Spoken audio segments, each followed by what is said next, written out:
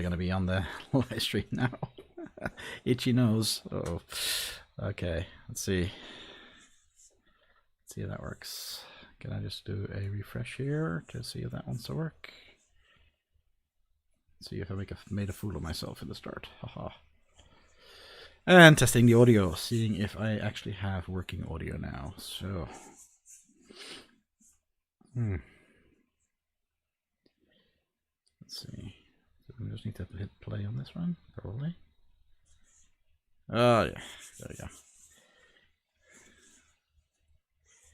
Oh, the audio sounds good so far, so that's good. No idea if someone's gonna come in the stream. So, okay, what's it saying? Okay. All right, I'm gonna assume that the audio can keep working. Now, I don't know if anybody's gonna join the stream because I did this really sudden. So probably people are only gonna see this in the recap. Keep an eye on this on the chats anyway. So I'm mainly doing this just to see if my sound is now working, my microphone is now working. I had buffering issues last time, and the reason is I don't have a webcam or camera set up right now because they're all sold out. Go figure, you know, everybody's home, pandemic. Hope everybody's fine. Hope everybody's healthy who's watching this or is watching this sometime in the future. But it seems that a lot of people have been doing webcams. I'm actually going to take my headphones off now that I've tested the sound. It's just annoying me. There we go. And I'm also going to close the door. So hang on for a sec.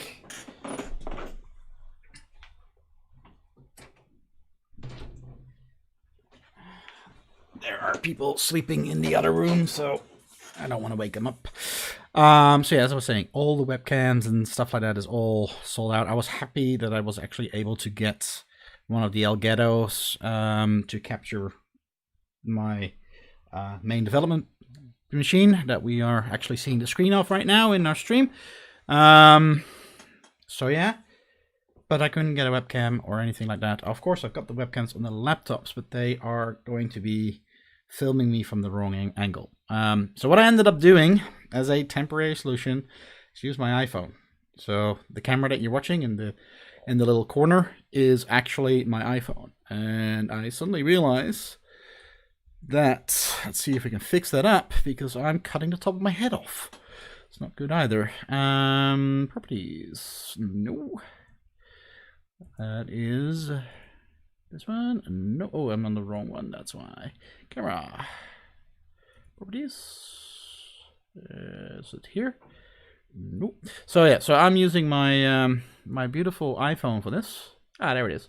That's what I was looking for. So I can undo the cropping and that. I'm obviously at some point going to set up the green screen properly, but right now it would just get in the way. So I might actually get one of those pull-up ones. I'm actually abusing my green screen to cover a mirror. Just in case you don't know, Index and Vive, you know, the lighthouse tracking doesn't like big mirrors in a room. So yeah, so that's what we're doing. Anyway, so I'm using my iPhone right now to capture this. And I had my iPhone plugged in over USB onto my laptop, and I'm using this little app on my iPhone that then streams the camera to my laptop over USB. And I think that overpowered my poor little laptop, because I'm pretty sure that doesn't do any compression or anything like that. So now it's going over Wi-Fi, which is gonna be kind of just as bad, I guess, because I'm using up my Wi-Fi bandwidth. But it seems that there's enough left over to stream. It's a solution for now. It'll have to just do. So yeah. Okie do.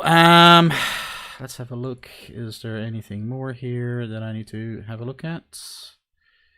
Here we go. All right, so making sure that that is all on. Have I got anything else that I am missing? Well, again, like I said, probably nobody's watching right now. Everybody's going to be watching this in the recap. See if someone joins in. I just figured I'd spend an hour or so just working where we left off last time. I did a little bit more in the meantime since my last stream. I cleaned up everything a little bit. So we now have quite a lot more things in our assets folder. So a lot of things are moved out. So I've got my My models from 3D in here. I've got my sounds in freesound.org. So again, like I said last time, I've gotten into the habit of putting any third-party assets that I've downloaded into the assets folder to sort of separate them from my own things, and you know, make sure that, you know, especially for my tutorials, get some credit for where I've gotten things from. You can easily find where the original files are from. Also because a lot of these, obviously, you know, I'm allowed to use them as far as the licensing is concerned, as far as I understand, for these sort of purposes as videos. But if you want to start using these things in your games, you might actually have to deal with different licenses. A lot of them come from sites, you know, like 3Sound and CC0 Textures and all the things that I get from Kenney.nl. They are all very liberal licenses that you can use them any way you want, which is really cool for people like me who want to do tutorials. Who, you know, I just want to have the assets to make things a little bit nicer. But it's not about the assets here. It's not about the objects. It's about the code that we're making. That does mean that we are left with our shooting range just being plain and bland. Not tonight, but I do actually want to spend some time in a stream cleaning this up and actually making this a little bit nicer. Obviously, the asset that I was using in my tutorial so far was made by someone who made that available through, I think CG Trader. I think I got that one from, but I actually bought it.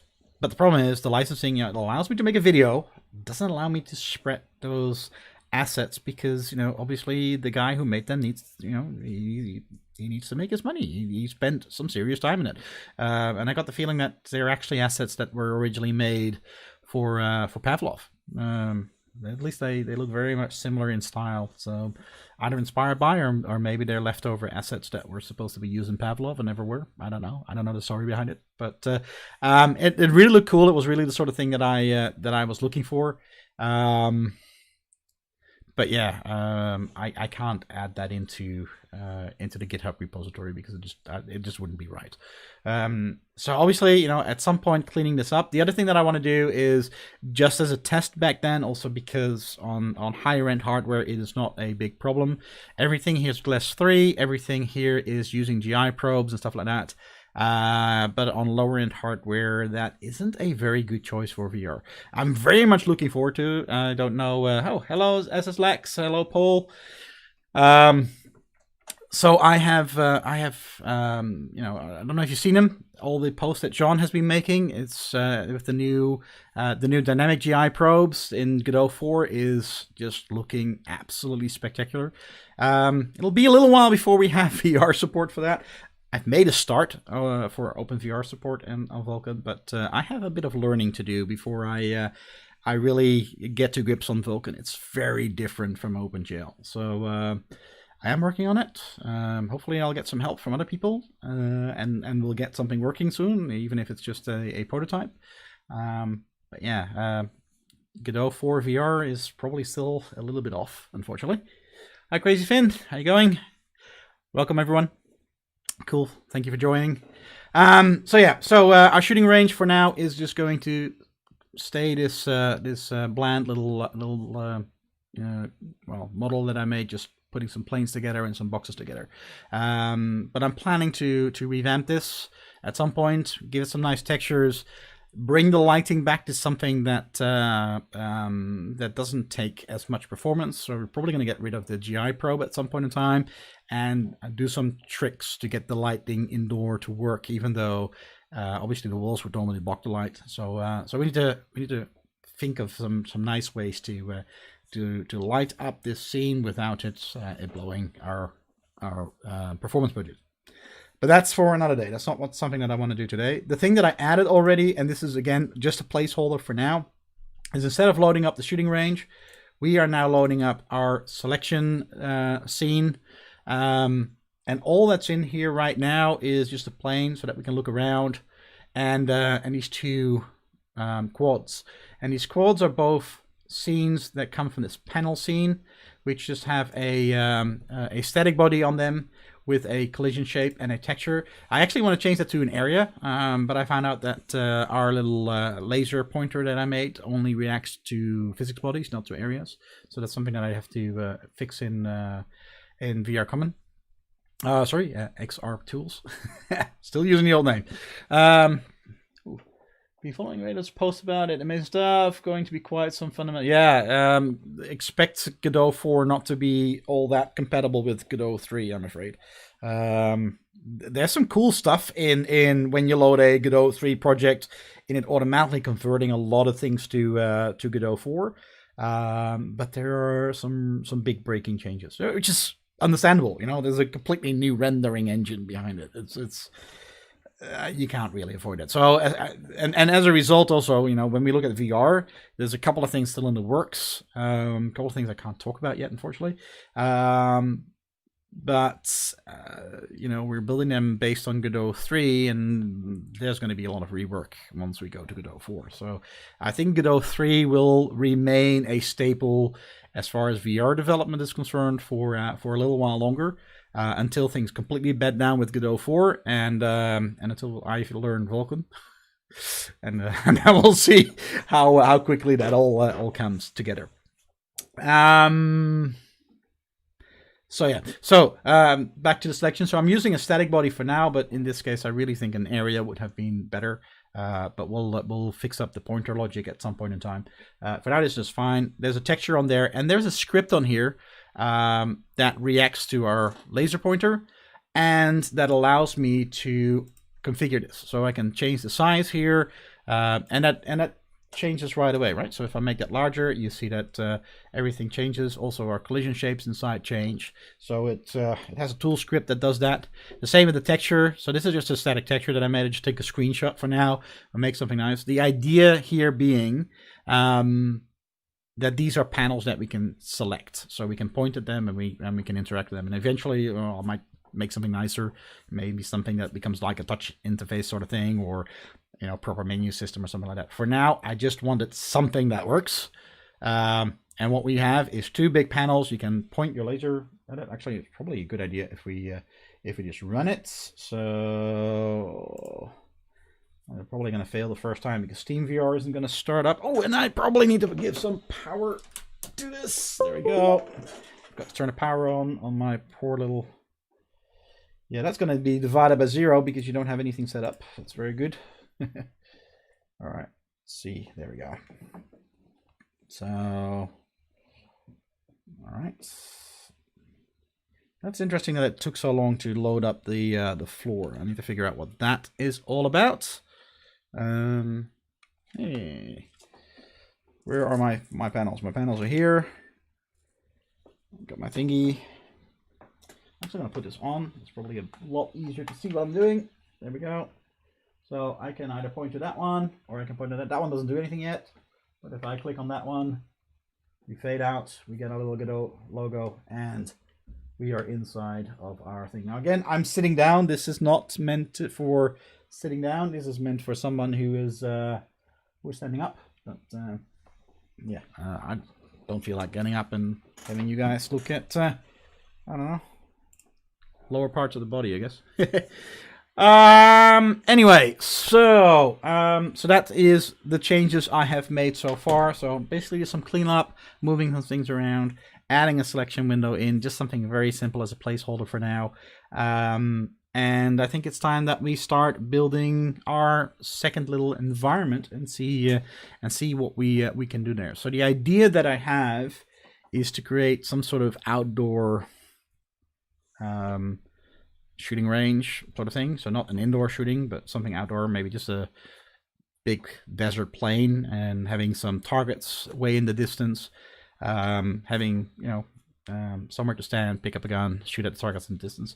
We might reuse a few of the things from my shooting range to start with, but I do want to actually build something else in the long run. But let's see if we can start something up and think about how we're going to do this. I haven't really thought this through. Maybe I should have prepared a few assets before we started. So, new folder, outdoor. Let's call it outdoor desert. Why not? Boom. And we're going to go and create a new scene, and we're going to inherit that from our base selection scene. Boom, boom. Base scene. So that was our base scene that we created. There we go. So in this case, we don't need our pointer. We're going to leave our pickup enabled, and we're going to leave our movement enabled. All right. So, and we're going to go save that in our outdoor desert. Outdoor desert. Boom. There we go. So actually rename that one too. There we go. I haven't made something to go back, by the way. If you go into something, we can't go back yet. So many things still to do. Let's also go and open up this one. And we go. Let's go to CC0 textures.com. It's pretty much my go-to site nowadays to get some material things. Let's see if these guys have something for sand. So we can have sand as a floor. What would be a nice little... I like this. It's kind of cool. Or do we want smaller rocks? I want some smaller rocks. Something like this. That'll do. Rock 02. Let's go and download that. Alright. Save that to disk. For these sort of things, I tend to use the smaller textures just to save space and stuff. It doesn't really matter that much for what we're doing. Obviously, if you're making an actual game, you'd probably want to go for the 8K textures. Should work fine even in VR. So yeah, let's just use that as a desert floor. That's a bit too rocky, I think. All right, so let's go and create a floor. So we always start with a static body, because of course else we would fall through the floor. That's not what we want. Floor. Let's go and actually get that zip file. So in downloads, rocks, copy, development, tutorials, weapons, assets. So I don't have a CC0 textures folder yet. 0textures.com, and this thing, what was this thing called? Rocks 21. All right. Folder rocks 21. Boom. Let's put our rocks in there. There we go. This'll take a minute, depending on how big our images are. I don't know if any of you, by the way, have tried out the new sky background yet in Godot 4. That is definitely worth playing around with. So it's an idea that Radix and John and I came up with originally, and then got... Oh, who worked on that again? God, I forgot his name. I'm so terrible with names. I'm very sorry, man. But you know, one of the other core developers picked it up and turned it into something really, really, really cool. So that's actually something I want to demo at some point as well, and just play around with it a little bit more. All right. Anyway, our stuff was changed, so or finished. So we're gonna make a plane mesh. We're gonna make that nice and big. There we go. I'm not gonna subdivide it this time. I don't think it's necessary. Normally, I tend to subdivide it a little bit, but I don't know. I'm not sure if it's really needed. So that's going to be a spatial material, and this one we're going to set up for our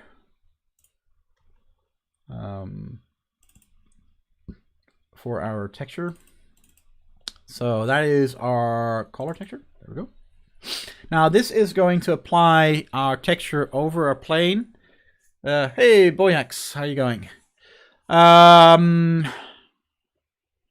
So this is obviously going to apply our texture based on our normal texture coordinates, which for a plane are 0, 0 at one top and 1, 1 at the other. So it has become really, really stretched. Now there's two ways that we can do this and fix this. One is obviously tile the heck out of this, and we get back. But what I actually like doing for these sort of purposes is use triplanar texture mapping or UV mapping, and basically that means that based on a formula, based on distance from origin in various directions, it will calculate coordinates for us, which also means that our, if we would use this on a wall or a slope, we would still have, the texturing looking pretty cool, pretty okay, instead of it getting stretched and stuff like that. It's not perfect. It doesn't always work perfect, but in these sort of situations, it actually works. It works quite neatly. I really enjoy using this. So there we go. So that's one thing. The other thing that we need to do before we continue, because obviously we want to load the other maps in as well in a minute. But what I really don't like is we've got our default little sky, which is horrible for what we're doing here. So we're going to do two things. First is we're going to use an HDRI. Now remember from my last stream, I have now got an environment on here that gets copied into our main world environment, but it means that we never see it when we're developing. So I'm going to temporarily change that.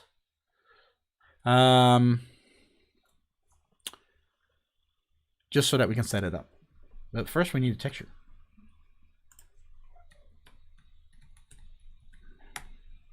That's our other favorite site, hdrhaven.com. Big shout out to these guys. This is such an amazing resource.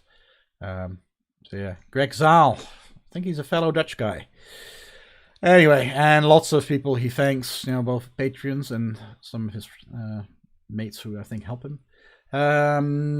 So let's use something outdoor. See?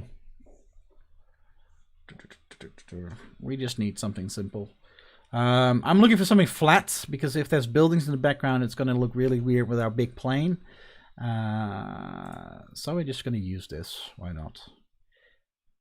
Yeah, because our plane is going to be rendered over this. We might get some of the hills in the background, but we'll fix that up eventually with maybe... we might actually subdivide our plane after all, and maybe just apply a small height map. We'll have a look at that in a minute. Just see if we can improve that slightly. Or maybe at least do something in the background. We'll see. We'll do it one step at a time. So the same thing goes here. I tend to download the smaller resolutions. I am not going for the 1K. That is really small. We do the 2K version for this. Again, for real quality, you really want to get something at a higher resolution. 2K is very pixelated. Especially because this is stretched over the whole horizon. So yeah, 2K is definitely not enough resolution for what we're doing. Boom. Let's get another window. That's still downloading, I think. Where are we? Here we are. No, it is completed. It just doesn't know the file type. Okay. That's fine. Where is my other one here? So in Asset, we don't have an HDRI Haven folder yet. Haven. And seeing this is just a single file, I'm just copying it in right there in the roots. We don't really need something more there. So that was quicker than I was expecting. So I'm just going to put a world environment in here just for now, just so that we can visualize what we're doing. We're going to remove that later on. We're going to create our environment for our world environment here. We're going to set our background to be a sky. Our sky is going to become a panoramic sky. And let's go and grab our HDRI Haven. So now we can see that we still get some of our background in there, but that's fine. I'm really just interested in the big sky above. Now, we're also going to go to ambient light, and we see that our ambient light is fully contributed, or our sky is fully contributing to our ambient light. Hey, Crimson, how you going? And I actually don't like that in this case. Gives nice uniform lighting, but I actually want to have a light source so we can cast shadows as well. So I'm actually going to lower that quite a bit. And now we're going to add in our directional light. There we go. And I can't remember who did the video, but there was someone. I'm not sure if he was on. Excuse me, if he was on Twitter or on Facebook. But someone did a really good. Sorry, I'm just getting some water to drink. Who did a really cool video on setting up lighting in Godot. And one of the tricks that he had, which I thought was really cool, is if we've got our directional light here and make sure that we're centered on our directional light, and then we go and find where our sun is, and we now make sure that the direction of our sun, and I know this is very hard to see because it's white on white. Well, this is very difficult actually. There we go. So I need, oh, dang it. We need to be a little bit more this way. We're basically trying to make sure that when you're looking straight in into the sun, that the light is pointing straight at us. And that basically means that our directional light and our skylight are lined up with each other. So our sun actually seems to come from our directional light. Now, the other thing that I forgot to do in our world environment, which he also did mention, is that tweaking around with these a little bit, we can get the whole sky to look a little bit more natural. Now, I am by no means, or any stretch of the imagination,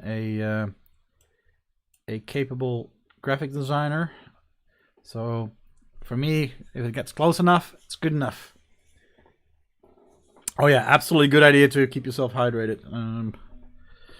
Not a good idea to spill your drinks over your computer, so I'm being quite careful here. I don't have a lot of room left, and especially once you've got your VR headset on, I can tell from experience, glasses of water are dangerous to have around.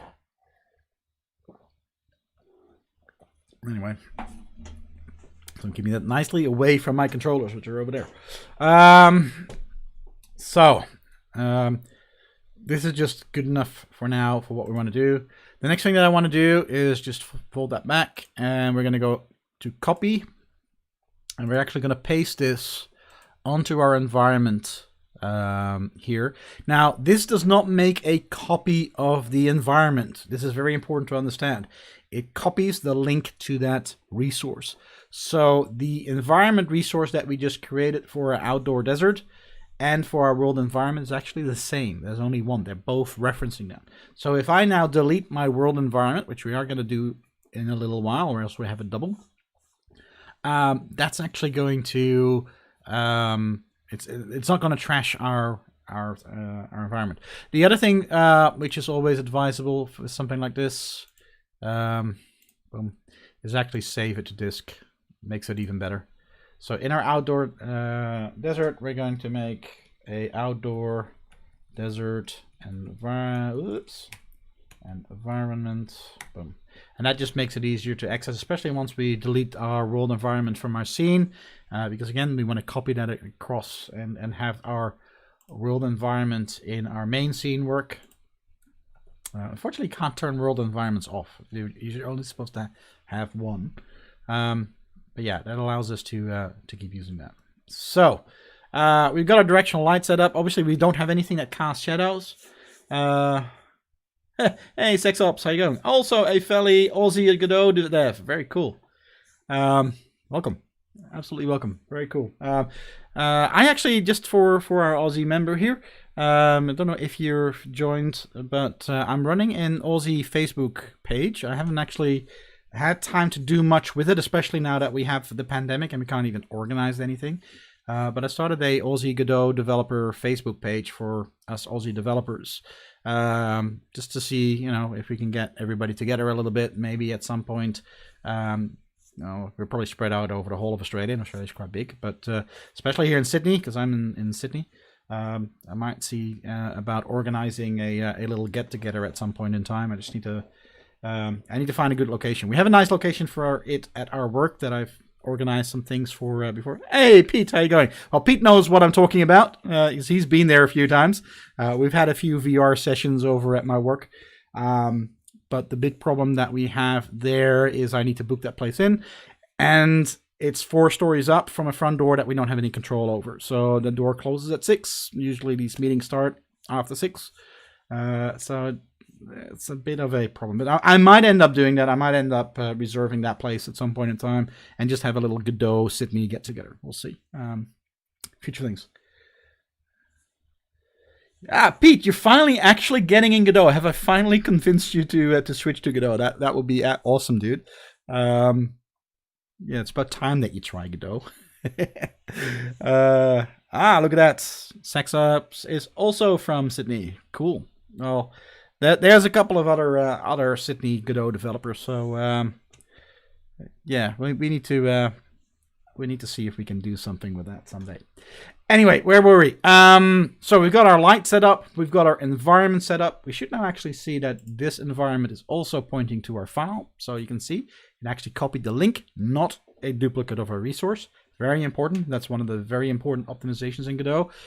You know, if you want to actually make a duplicate, you have to go to this make unique option, and that will actually make a deep copy of the object. But right now, with the normal copy and paste, we're actually copying a pointer to that resource. So every place where we use that resource, we're actually using the same resource, which also means if you change that resource in one place, you see that change everywhere else. And that does confuse a lot of people from time to time. Just having a look at my chat. Making everyone get future. Are you doing native script? Okay, interesting. Interesting. All right, so I'm going to leave the environment in place just while we set this up. I'm not going to do much more with it, but let's go and make our little floor texture a little bit more complete. So actually, the very first thing before we forget, add a collision shape to this thing.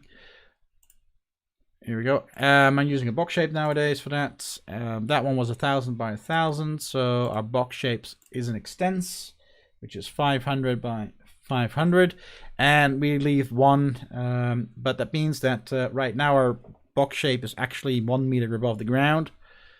So we move that down by 1 meter, and now we nicely have a collision shape where the top of the collision shape is flat with our ground surface. Now obviously that only works for nice flat ground. So if we want to apply a height map, which we might play around with at some point in time, this is not good enough. We would have to also apply a height map collision shape.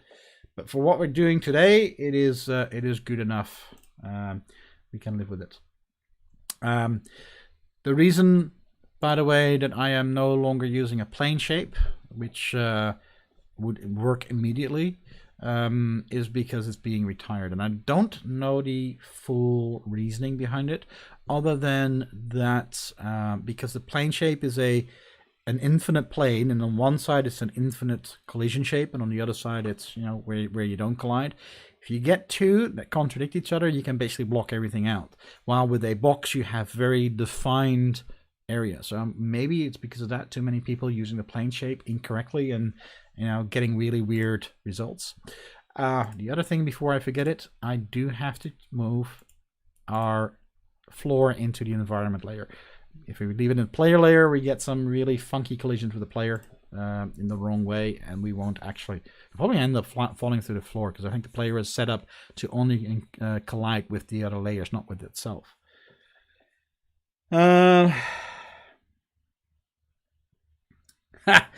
You're making your life difficult, Pete. Start with GGScript. Trust me. Don't move into C++ until you actually need to do something in C++. You will thank me. It's you can do a lot with GD native, but it's just so much easier just doing it in the editor. You just save so much time, and there's only very few use cases where you need that performance gain of moving your code into C++. So I know you know C++ and you don't know GDScript. I don't know how much you've done in Python, but GDScript takes you 2 days to learn, and follow 1 or 2 tutorials online, and you figure GDScript, especially if you're used to programming. GDScript is nothing special. So my advice to you is start with GDScript, get some stuff built, then worry about moving anything to C++ if you really want to. And yeah, sconce is really nice. I like it. I've learned to love it, but it's got some weird things as well. I'm starting to look into Mason, which is something that allows me to do a few better things with OpenHMD, which unfortunately I haven't had enough time for it to actually complete. But yeah, Mason is the other build system that I'm actually quite impressed with, and definitely worth having a look at. I think someone was actually doing a Mason setup for building GD native things as well, so well worth looking into. Hello from France. Hi, Ivan Van. Sorry, I hope I probably butchered your name there. I'm very sorry, dude. And yeah, thanks for the words. So we've got our collision shape set up. We've got our floor set up. Now let's actually make use of our material. So we've only applied our Orbita texture, which makes it look really, really yucky and plain and simple and stuff. So let's go and see what else we have. Well, we always start with a normal map. So let's go and load up our normal map. We also have a roughness, we have an ambient conclusion, and we have a displacement. We're not going to use the displacement map because it doesn't add a whole lot, but it does cost quite a bit of performance. Yeah, that one's really nice if you have like a brick wall and stuff like that. So, all right, Godot needs to re-import the assets because it's suddenly figured out that we need a repeating texture. This is one thing I'm looking forward to as well. As if I understood correctly, in Godot 4, a lot of this stuff is offloaded to threads. So yeah, things becoming a lot nicer then. These rocks are a bit big. I wonder. Well, I haven't got anything for size comparison, so I don't know how tall we're going to be in this environment. But yeah, that's our texture. So let's go and do our roughness, because we see that there's a lot of shine in our sand. I don't think sand is supposed to be that reflective. So let's go and get our roughness map in there. Now, one thing which is really, really important, we don't actually have a metallic map, and I don't think we need one. But if you do have a metallic map, let's wait until this imports before we talk about that. A good way to run and generate height maps from within Godot and not randomly with Simplex or whatever. First of all, hi, Nathaniel. Well, you need a noise function if you really want to... it's still very shiny. If you really want to do some sort of a procedural height map generation, noise is generally used as a base of that. So the question is a little bit of, do you mean, well, you say programmatically generate, so I'm not quite sure what you think of are thinking of using as a function to generate your heights. If you want to generate outside of Godot and then import it as texture maps, look at that still installed. I'm not sure actually. What was that called again?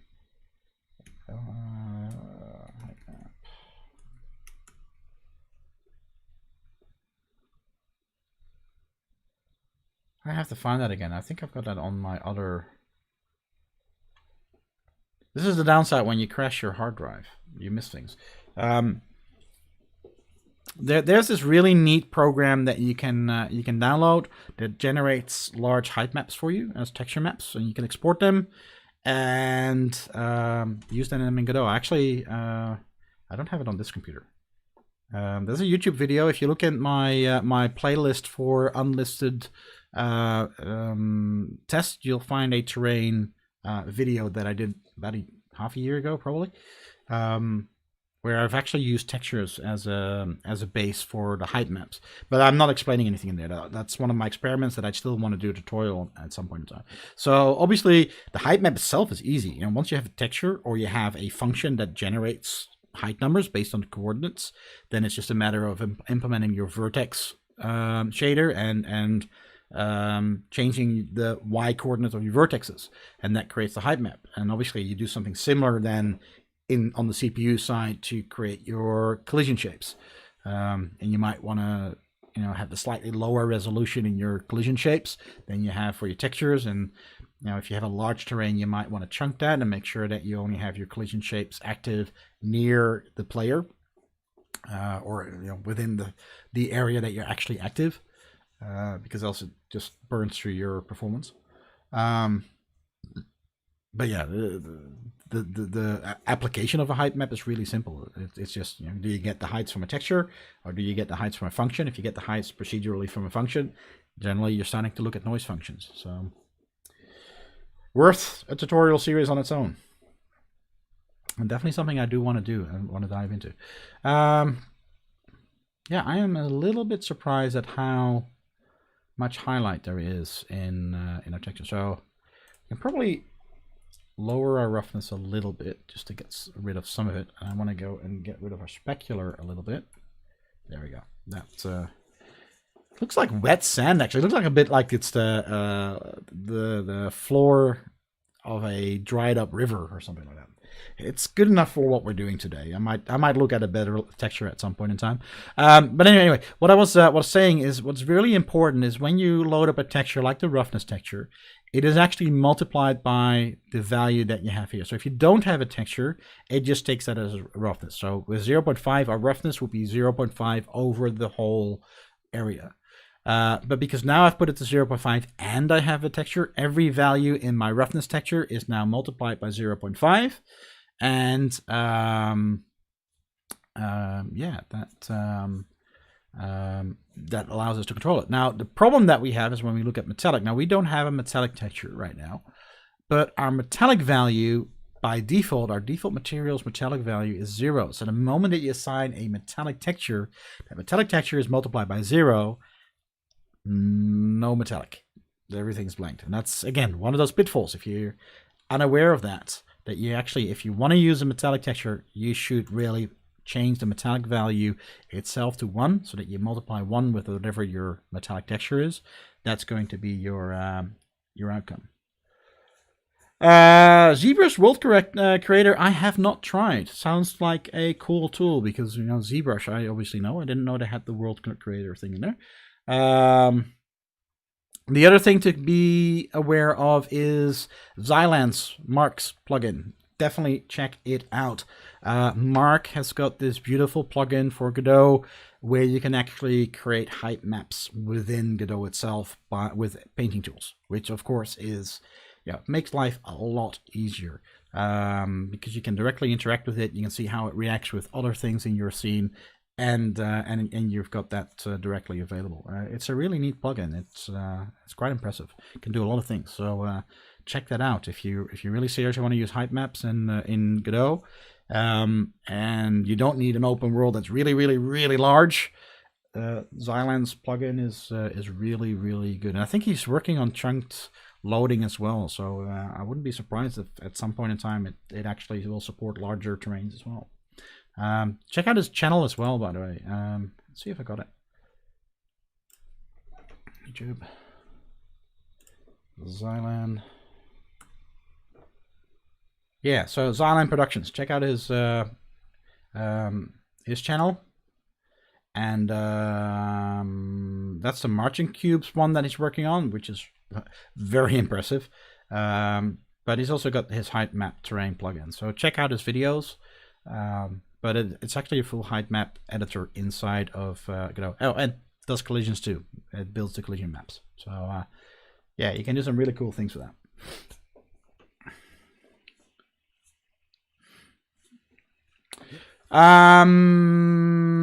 How's the sound, by the way? I'm hoping it's holding up and working properly, because I can't hear what I'm actually broadcasting. So let's hope it's good. Okay, so we've set up our roughness texture, we've set up our color texture, we've set up our normal map. I think for something like this, our ambient inclusion, I will just turn it on just to see how much of an impact it makes. But I think for these sort of things, our ambient inclusion doesn't really do much. So I tend to not use it for these type of textures. Again, no point in enabling something that hardly makes a difference and takes performance away from you. Cool. Glad that the sound is working as well. For anybody who's here in my first stream, yeah, we started off really horrible. Oh! Alright. That's probably because I have just left it lying around. OpenVR crashed in the back of us. Yeah. I know it's not the default OpenXR thing, which is really interesting. All right, so yeah, does it make a lot of difference?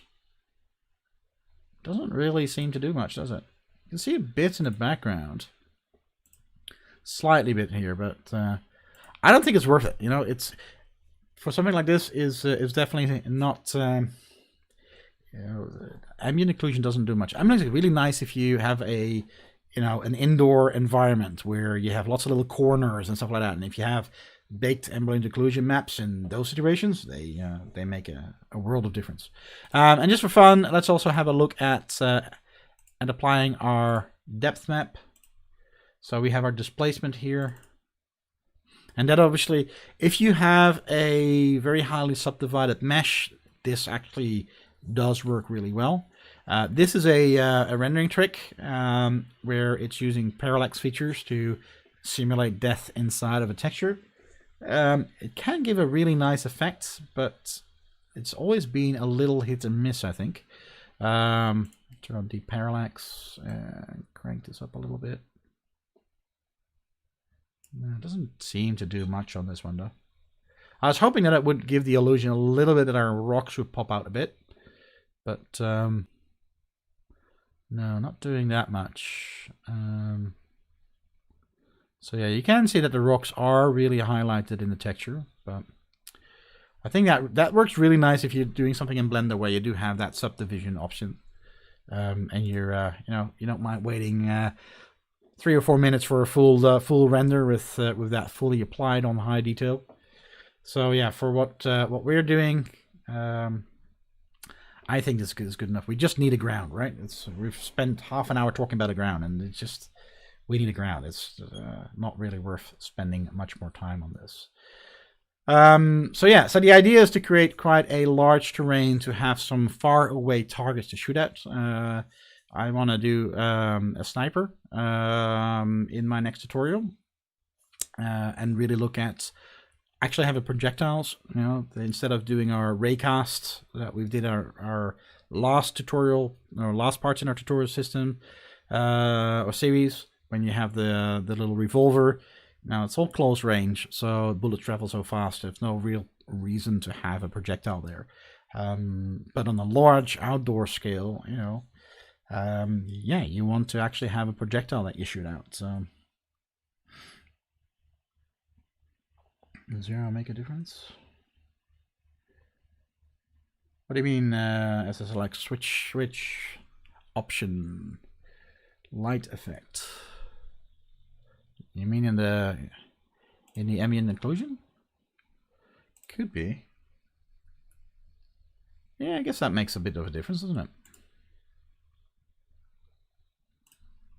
Kind of like the same thing as with our metallic, because that's 0, it's actually not doing much. And we should be setting that to 1. I actually kind of like that, to be honest. It really, that is more of an effect than I had expected.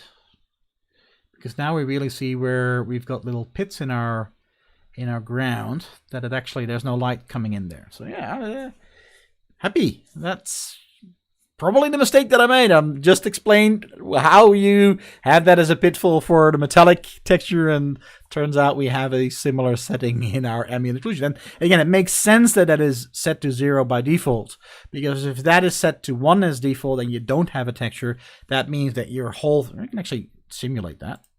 So if we don't have a texture, it actually ignores it. That's interesting. So that's really interesting that by default is 1, because I would actually have expected, you know, now your ambient occlusion value is 1 over the whole field. I would actually have expected that to be all black. So I guess it does a little bit more than I thought. Anyway, yeah, I do kind of like that effect. I had not expected that to make as much of a difference. Well, you know, why not? Let's leave that on. So yeah.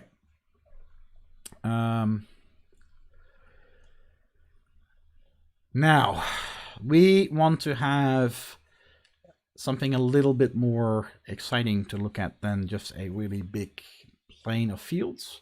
So the idea I have, this is coming a little bit out of, where did I see?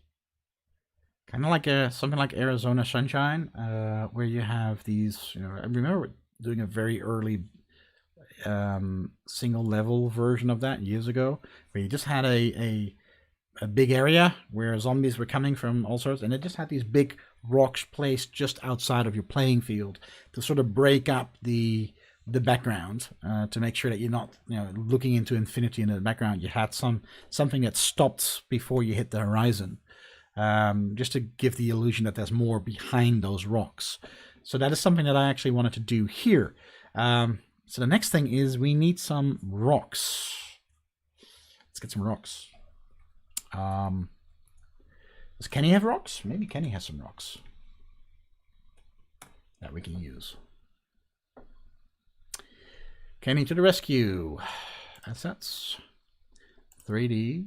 Do we have any set that we can use from Kenny that has some rocks in it? Can do something like that. That doesn't have a big variety of rocks. Might use his nature kit. That has a whole bunch of rocks in there. Where is his nature kit? This is that one that I'm thinking about. Might be. Yeah, we got these rocks here. All these we can use. And we can use some of these in the background. Okay, is that the one that we want to use, or is there something a little bit more to the point? No, let's use Kenny's nature kit. Before I download that, have I already got it? Because I've used that before. Not on this computer. Okay. Sorry, Kenny. I am going to use up some of your bandwidth from your server. Haha. I am a Patreon member nowadays. Why is it not recognizing that I'm a Patreon member nowadays? Anyway, I love what Kenny does. I think he is an asset to what we're doing. Let's copy the whole thing in. I might clean this up, because one of the things that I don't like about including the whole of Kenny's assets is that we get it in all these different formats. So it just wastes a whole bunch of space. And the only ones that oh, my camera is stopping, I think. Come on. Yeah. I wonder why my camera is suddenly misbehaving. Oh, it's still Wi-Fi. Come on. No. There we go. It's back. Well, using your iPhone as a camera. That's that's the sort of thing that you get with that. So sorry, my camera blinked out there for a second. I don't know. I hope that was all that blinked out, and not more.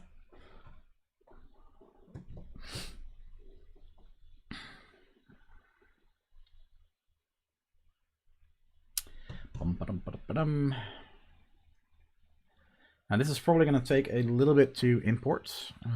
However, I am going to clean out a little bit. So I don't need the isometric things because we're making a 3D thing. I don't think we need the sides because, again, we are making a 3D thing. And again, this is I normally like keeping all the originals. We're going to use the GLTF ones, so we're going to keep that in here. I'm also going to leave the OBJ files in here, but I'm going to remove all the other formats because we'll never be using them. So let's go in here. Oh. And it's got some problems reading our MTL files. Not that we're going to be using them, so I'm not too worried about that.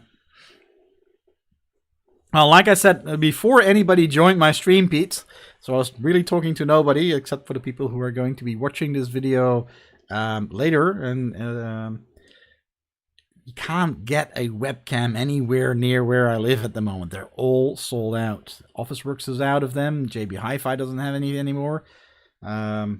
It's funny, even EB Games is completely sold out of webcams and Elgato's and all that sort of jazz. I've actually ordered a little HDMI to USB converter, so like a little mini capture thing, like a very cheap Chinese one. Whoa, Godot crashed. Ouch. That's funny.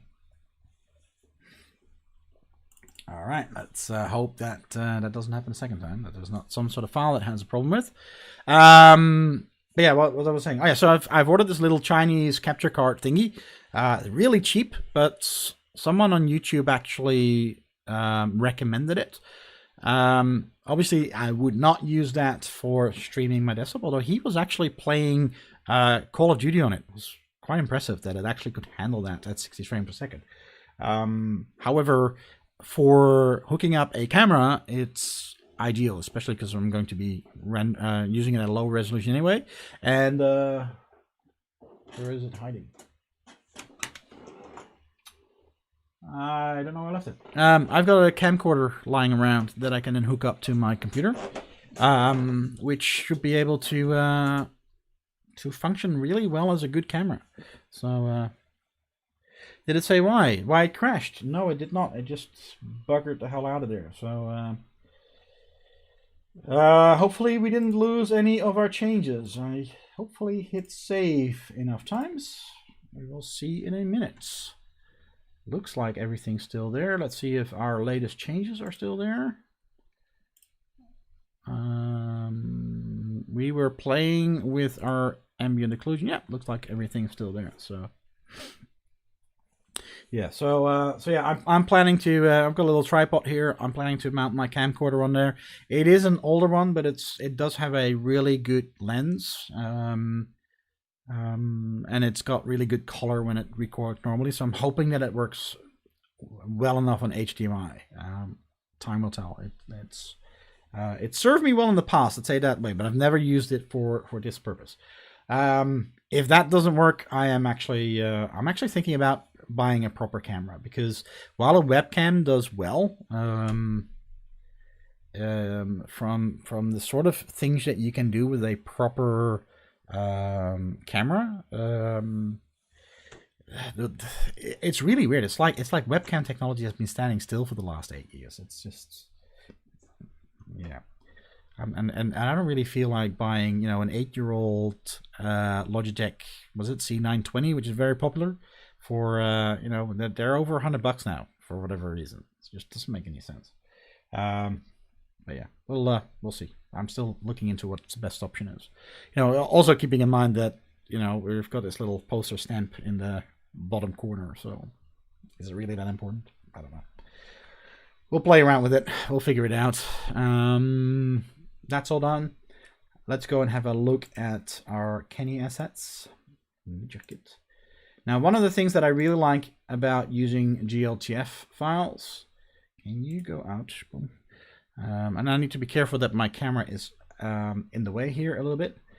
But what I really like about using the GLTF files is that all our materials are moved into material files. So, and they're all shared among all the GLTF files, because Kenney's used a fixed set of materials in all his objects. So you configure one and it suddenly works for everything. So yeah. So in this case, we actually don't care at all about collision shapes and all that sort of things. We're just placing these things into our world to just have some background stuff. So let's just dump a rock in here and see. Not that one. I actually want a gray rock. Do we have a gray rock? This one, a tall rock again. That's a normal rock. Where's the gray ones? Stone rocks. Here we go. Stone tall. All right. Okay. Now, the problem that I have at this point in time is we don't have a frame of reference. So I don't know if this is going to be a tiny little rock really close to us or a really big rock in the distance. So I think we need to create something, because we also haven't got a sense of scale for our floor. Let's bring in something. Do I have anything from our for my shooting range that we could use? That's just the range itself. No, I think we're just going to go and create a very simple object from which we know the size, so we can actually we're going to be getting a bit of an idea about that. The other thing I want to do before I forget, because I keep forgetting, let's put our shadows on. It's actually interesting that doesn't seem to be doing a whole lot right away. And one of the problems that we always have is that these biases are set up for much larger scale things. Let's just leave them at what they are for now. We'll deal with that. We'll deal with that eventually, not just yet. It's probably also because I think our light is actually shining quite. Yeah, it's shining down. I might actually want to go and move that a little bit less high. So just put it at 3 meters from it. I don't think that matters for directional lights, but I don't know how it's calculating the distance. Oh, there we go. Okay. I keep forgetting to click in the right place. Here, here. If you press F and you have your mouse inside of the screen, it focuses on the object that you've got selected. If you're not having your mouse inside of the viewport, it doesn't work.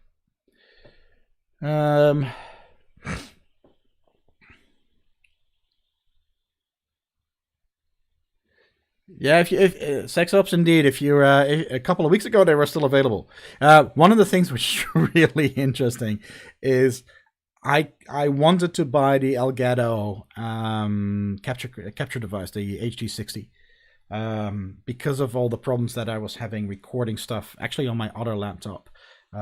Because with the capture and VR running and the Godot editor running, you know, this is an old laptop, so it was struggling. So I kept walking into the local EB Games, and they had one in the display case. So every time I went in, I was like, should I buy it? Nah, not buy it. Finally, I decided to buy the bloody thing, and the day before, someone had picked it up. So, and that was the last one they had. Yeah, everybody's streaming. Anyway, we need an object for scale. So we're just going to go and create. Actually, I'm not going to make that a stable. I'm going to make that a static body, because that is something that I do want us to be able to interact with. So we're just going to create a table, and we're going to create a really bland table for now. Mesh instance, there we go. Let's start with just the top of our table, cube mesh, boom. And this already gives us a bit of a size idea. So obviously we don't want that to be too big, so we're just going to make it a 20 centimeter thing. We're going to make our table 0.5 meter in depth, but I do now the 2 meters wide I'm actually quite happy with. Because that gives us a nice big table to stand behind. Eventually we'll change this into something proper to have our sniper on, so that we can actually, you know, just like we have our indoor benches with our thing on top of that, we're going to do that. So now I have no idea how high a table normally is. So let's just put it on something like that. I guess that will do. I think that 20 centimeters is actually a little bit much. So I'm actually going to make that 0.1. So that'll do. We'll give it a nice texture in a minute as well. Collision shape. There we go. Box shape. So obviously I want that also to be at 0.8. So it's nicely there. But that then becomes half the size, so that's 0.05, and that becomes 25, and that fits nicely. I don't care about our, we're going to add some legs in a minute, but I don't really care about that at all.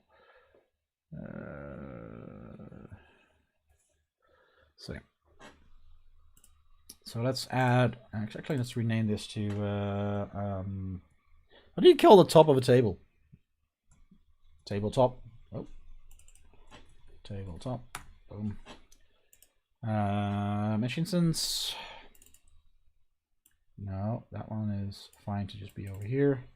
Lag 01, we're going to call that. Another cube mesh.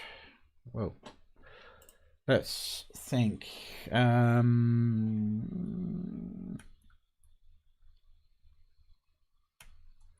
on this 0.8. There we go. But that now needs to be, come on, 0.4. There we go. That looks nice. And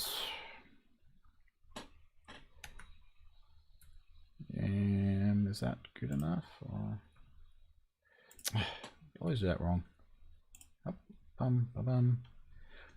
slightly too far. So minus 0.95. Perfect. And then this one is going to be 0.45, I think. No. Why not? How big did we make this thing? 0.5. So 25. Okay. So that's 0.2, I think. 0.2. There we go. That leg is now nicely on the corner. I think we actually want to make that 0.3 and then this one 0.6. Hold on. No, it's 0.7 it needs to be. Okay, that's because we made it smaller. We made this one 0.1 and we put an 8, so that's 7.5. All right, let's actually make that 7.5 then. 0.75, and now it's nicely on top of it. Okay, I think our table is probably too high actually, but we'll find out soon enough.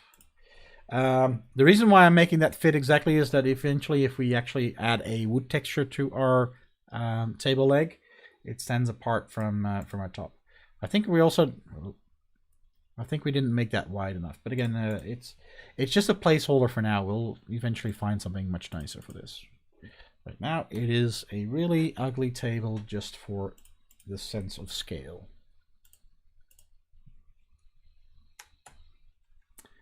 There we go. Why did I call that log? Let's make that leg. Leg. All right. And that goes back to here. Wait. There we go. All right. So, a incredibly ugly table, and I think I made it way too high. I think that is way too high, but I'm not sure. Let's actually have a look. Let's just run this. Oh, that's not gonna work. That's not gonna work. I forget something. Haha. Hang on. Obviously, we gotta go into our selection scene. Where are we? Selection scene. And I need to go and connect my signal. There we go. And copy that. Put it over there. And drag in our outdoor scene. There we go. There we go. All right. Let's see. So let's go in there. So of course I'm sitting again. So actually, that's a good height because I'm sitting. Obviously, when I'm standing, I'm going to be higher. So actually, our table can probably be higher than that. So our rocks is tiny. We need to scale up our rocks quite a bit. But I think for as far as just as a stand-in table, I think we've got the dimensions, something that will work just for our experiment today. So again, we'll probably want to make that better at some point. But for now, that will do. That'll do nicely. Gotta make sure that I don't roll over my cables. Okay. So now that we've got some sense of scale, we definitely know that our... So I'm just gonna move that up there. Where did I... Okay. I think it makes a lot of sense to have that just over there. We now know that this thing is way, way, way too small. Now, instead of sizing it here, let's go back to where our original is. So this is called Stone Tool A. Let's go to import. Actually, that is just going to scale up that. This doesn't actually scale the mesh itself. So if I do something like this, that is actually the same. So yeah, that'll do.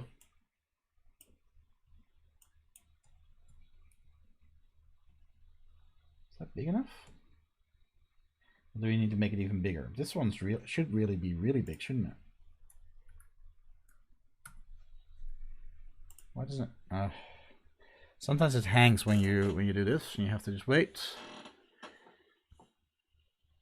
Yeah, it would definitely work as a cheapo plastic table, little plastic fold-up table. Come on.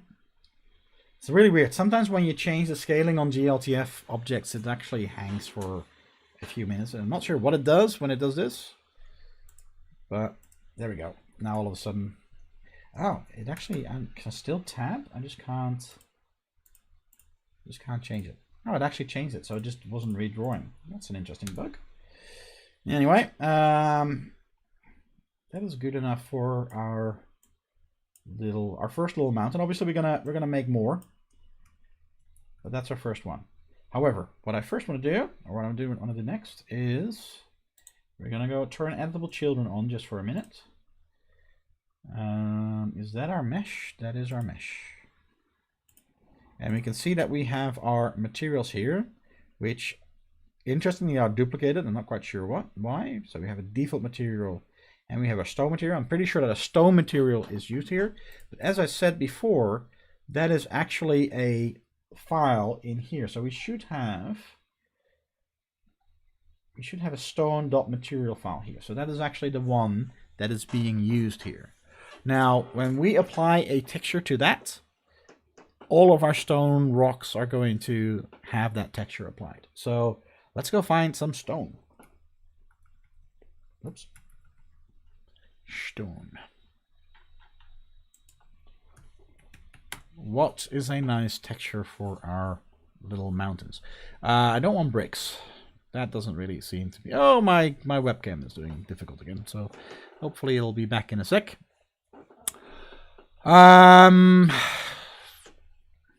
I don't know. What's a nice rock for this? Come on. Oh. And my computer froze up for a second again. Oh, it probably is loading more stuff. Eeny, meeny, miny, mo. We just need a rock, right? It's just for placeholder art right now. Anyway. Let's not waste too much time. What time is it actually? It is, oh, it's already 11. So I think I'm going to go for about half an hour more. Just see how far we can get with this. Yep, my camera is nicely frozen again. Yeah, man. You can do it. Is this downloaded yet? That is downloaded. Good. So let's go into our rock. Rock 34. So that's rock 34.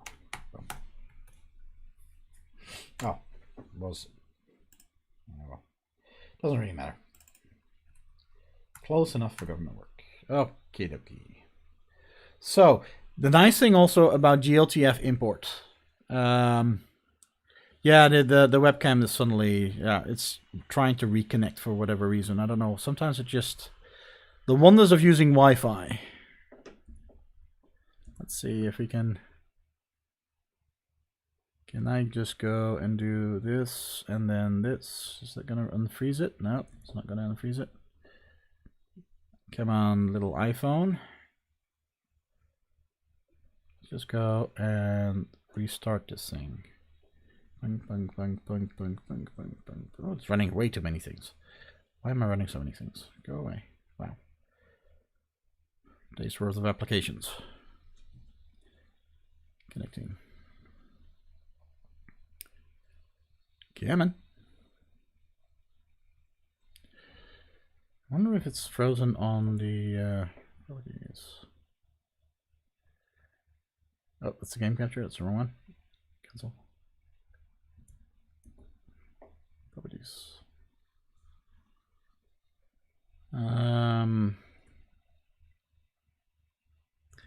Switch to this. Boom. And switch back to that. Let's see if that helps.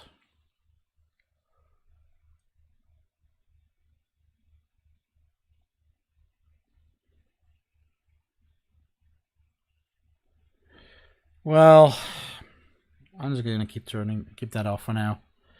Sorry guys, I'm just going to do it without camera for a little bit, because for whatever reason this thing has decided, well, actually there's one more thing that I can try, which is this. Go back up. Properties, because it's on the wrong camera now. No, it's on that one. I don't get it. Oh. Because that's from my webcam, which is at the built-in webcam on my laptop, but that's on the wrong thing. All right, what if I do it like this? So if I do done, see if that will still work. No, I think it is. Unless I want to stop this whole thing, which I don't want to do. I think it's just giving up on us. So let's just leave the cam alone for the rest of the stream. Sorry about that, guys, but it's not really that important, I guess. Fun. Okay, where were we? We were applying our stone texture to this. So we're gonna basically do the same thing again. We're gonna go load that up. We're gonna go into assets. We're going to go into our texture. No, not that one. Where's our CC texture? So here we go. Rocks 35. And our color. There we go.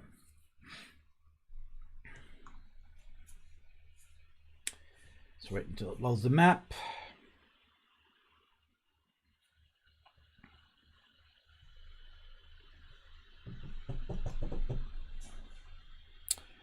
I hope my sound's still working. Oh, I need another drink. There we go. All right. So, now here it is very important that obviously we have the color selected that was originally assigned to our rocks, but we're now replacing that with a texture. And as a result, the color of a texture will be multiplied with the color that we set here. So obviously we want that to be completely white because we want the texture colors as they are. Now the other thing that we can see is that's beautifully repeated. Wow, that looks horrible on this thing. Not sure why it looks that weird actually, but yeah, we could play around without that and maybe just scale that down a bit. I'm not sure how much sense it makes to keep the original UVs. It's actually, it doesn't look bad. It doesn't look bad. The other thing that we could do is, again, we could go for triplanar.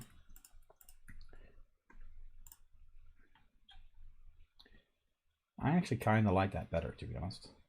The nice thing about this is that oh, it's local. Hold on, wait a second,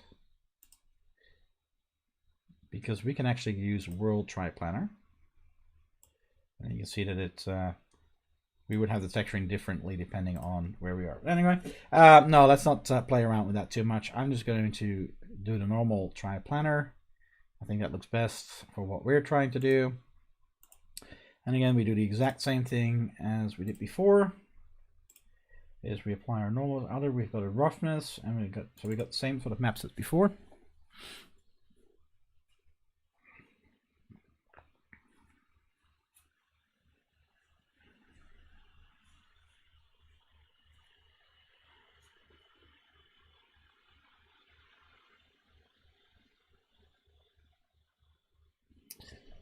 right. Now this is going to be pretty far in the background, so I don't think we're going to see much detail in the end anyway. It's a little academic to apply these. But just for completeness sake, we will. I'm wondering if we should use a lighter rock texture. I think this one's actually kind of dark.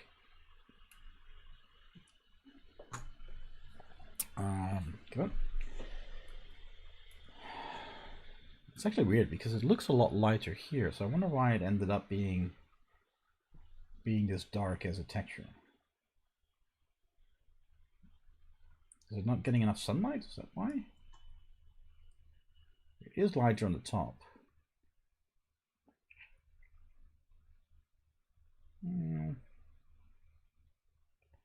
Yeah, well, we can always do more with that. I think I do want it slightly more. Or do I need to go the other way for that? I always forget. No.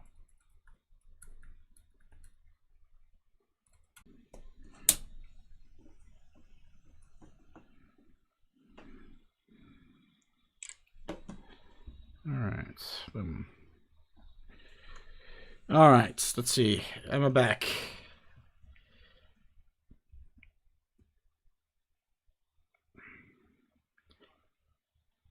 Ah. Yep, I think I am. I think I am. Ha! I don't know what happened just there, but yeah, you missed a little bit. Ask for a refund. Okay.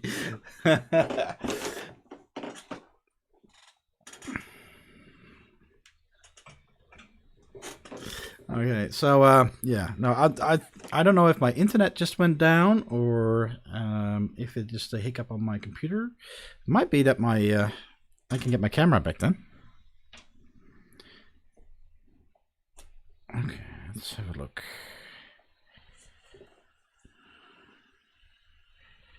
Let's have a look. I'm still on the old one.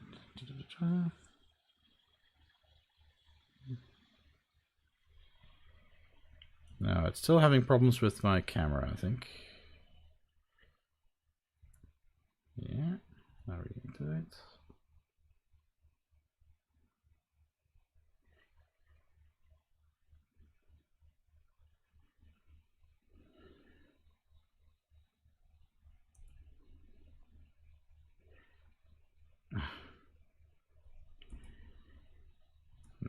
Never mind on the camera. I'm not going to waste time on that. Yeah, it could be that my camera just screwed up something. Because like I said, I am now using my iPhone over Wi-Fi to run the camera. So who knows? Maybe that just screwed up the whole thing and just went kaboom.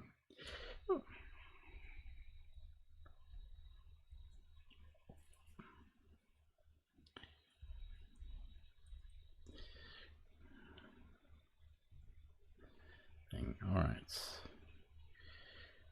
Now, interestingly,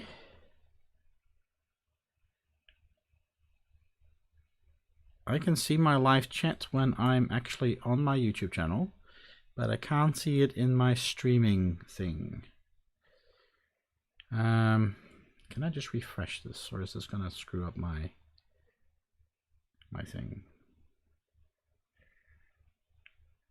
Yeah. Okay.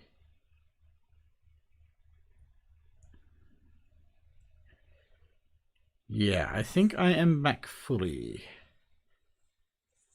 If you guys can hear me, let me know.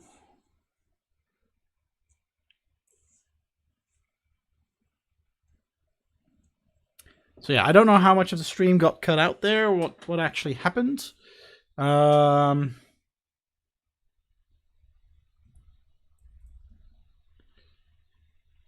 I just want to double check. Is it still up and running?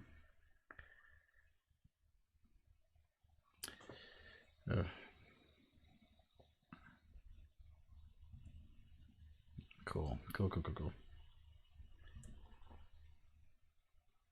Yep. Okay, good. So yeah, like I said, I don't know how much is cut out, but I've just been adding a bunch of our objects in and just positioning them.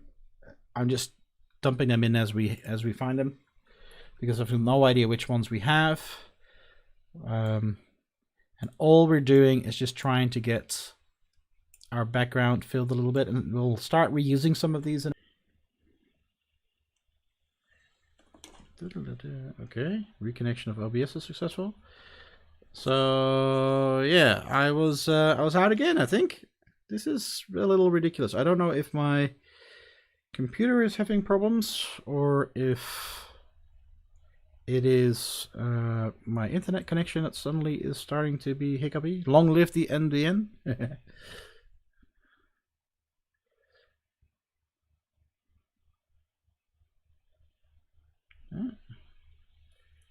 Shake fist at Parliament. Okay. All right. I'm reconnected again. Oh, and back out again, I guess. This is okay. Wow.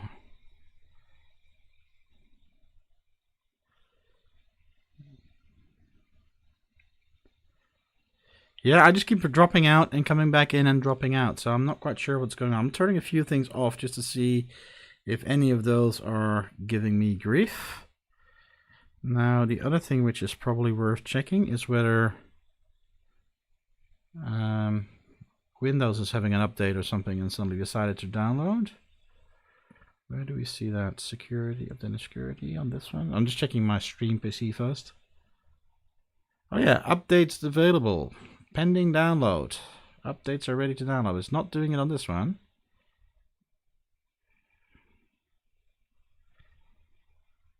Alright. Boom. So I'm going to pause those, make sure that that one doesn't. Let's try it on this one too. Let's see if this guy decided to update itself. No, it's pending. It's not decided to. So I'm going to go and pause that for now, and I'll update all the security things later on. But yeah, all the other PCs in. Well, it could be one of the kids' PCs that is still running, and that one decided to update. Oh, I really don't hope so. Let's do a speed test. What is speed test on that? Okay, this might cause me to drop out, but let's just have a look. Go.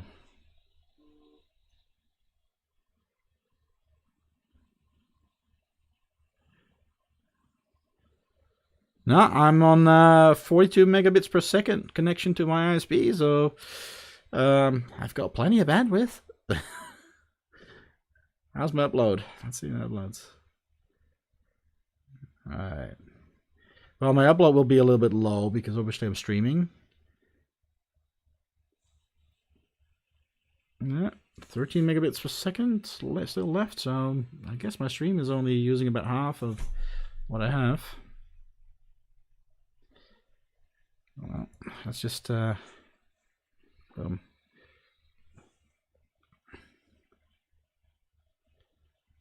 Stream drops when you're doing something. I'm not sure if Godot is doing anything with my network. And of course, the other thing is that this is one of the reasons I'm running. I'm with Optus. So this is one of the reasons why I've got Godot running on a separate laptop, and I'm using the game capture, the Elgato, to do all the hard work. So, let's see how it goes. It seems to be stable at the moment. Knock on wood. So let's keep on going and keep dropping in some more objects.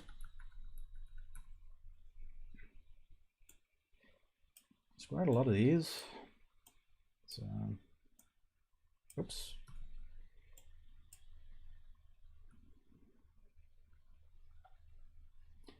We're gonna have to have a second row of objects in a minute too. Again, this is just to fill up the background a bit. Oh, that's a nice and low one. I like the low ones. So I'm not going to worry about stuff behind the camera for now. So that does mean that when the player turns around, they will see nothing for a long distance. And I actually also want to go and, oops, oh, I don't want that.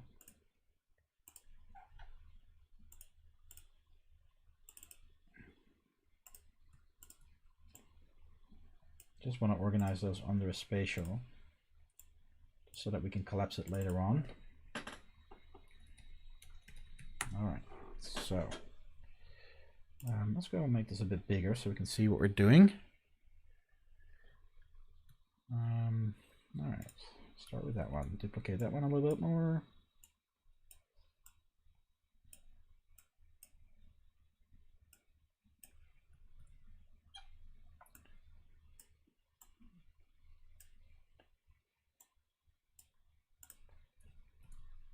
So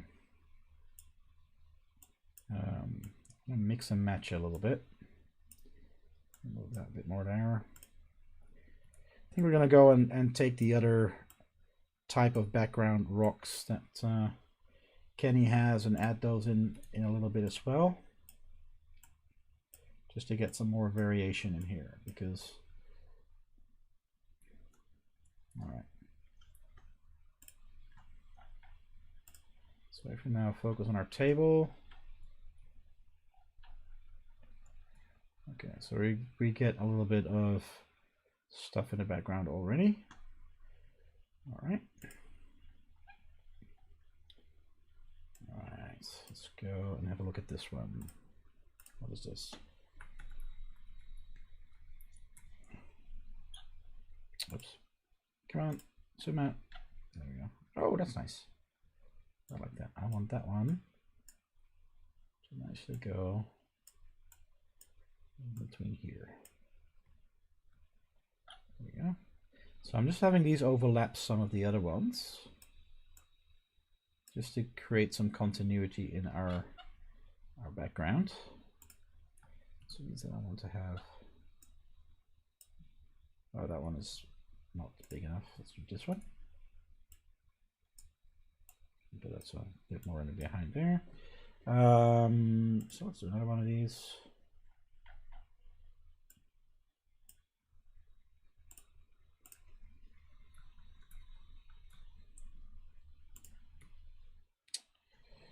Come on. I'm still having focus on the wrong field. There we go. Oh yeah, that's nice. So I'm going to turn it around a bit like that.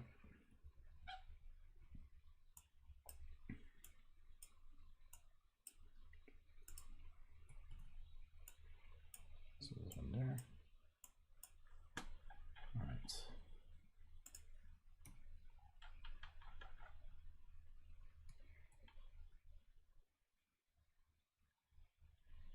That one should be down a little bit. There we go. I think I want to do the same with this one.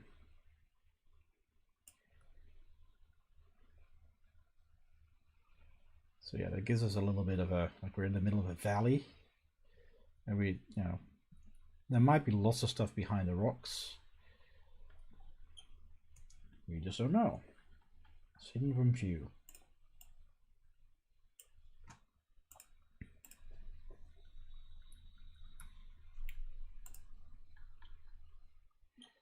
Oh wow. I really like these ones. These are nice and big. They really fill up the spaces that we have in between a bit. We've got two more large ones.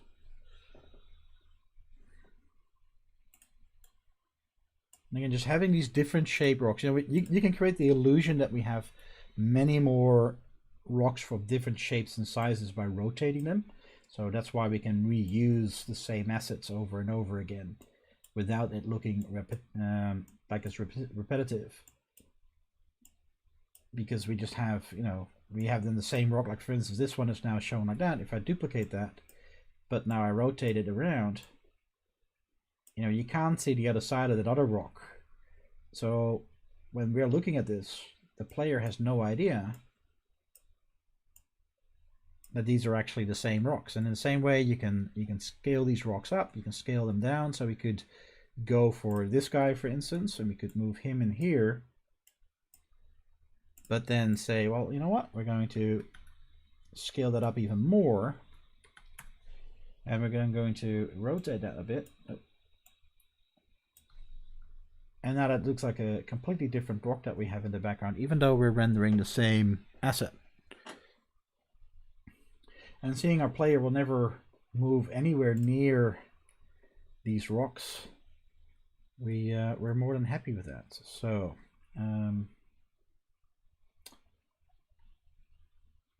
so if I disable my floor for a second, and I'm going to have a top view, and I just want to go and, why does that not select the, oh no, I want to select stuff. Let me just do that. Oh.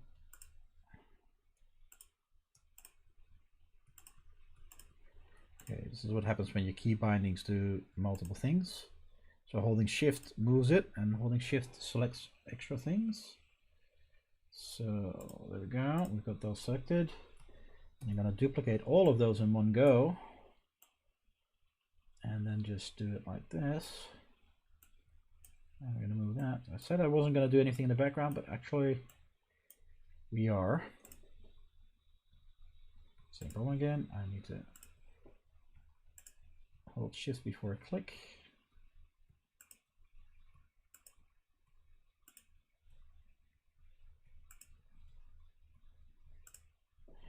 Okay, duplicate, move, turn the whole thing around, move, turn it around some more, turn it around some more. There we go.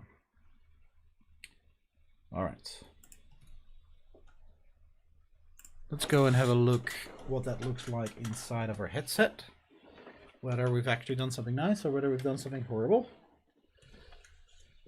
All right. All right, so a little bit closer to our table. Oh, I disabled my floor. That's not a very smart thing. So let's enable the floor first, or hidden the floor, I should say. Let's see, where's the floor? Floor. There we go. Boom.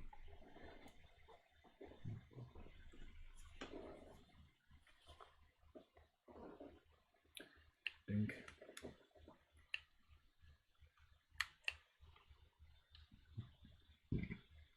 All right.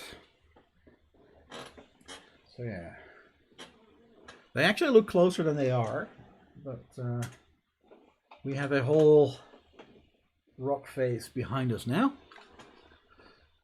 and obviously we can do a lot more just by putting some smaller things in there, and just filling up our whole environment. But for now, that does look like we have our little valley here. We have quite a bit of space. Now this one is, how far away is this one? So this one's about 300 meters away from the camera. So our range, we've got about 300 meters to shoot with a sniper. Well, I think that'll be enough for our goals. So yeah, I'm gonna go and put a new spatial in here. Spatial, small rocks, just to decorate some things a little bit more. So let's see, how big is our small rock?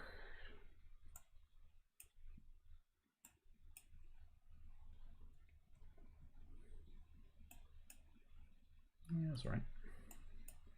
This is probably something that we want to use a multi-mesh for at some point. I just want to have a few of these just scattered around where we are standing. Because again, we're not going to be moving far away from our table because we're just going to use that as our position to shoot from. So we just want these just to decorate and make this place not look so flat. So it's just giving us a little bit of... Now, interestingly enough, these ones we don't really seem to have to scale up very much. They're actually kind of a good size for what we're doing here.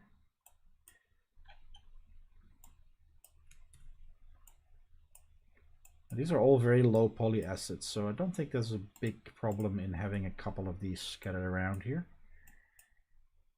All right. Now I actually want to do some more with some of these other colored things as well. Let's keep these all nicely grouped together a bit. And say box 2.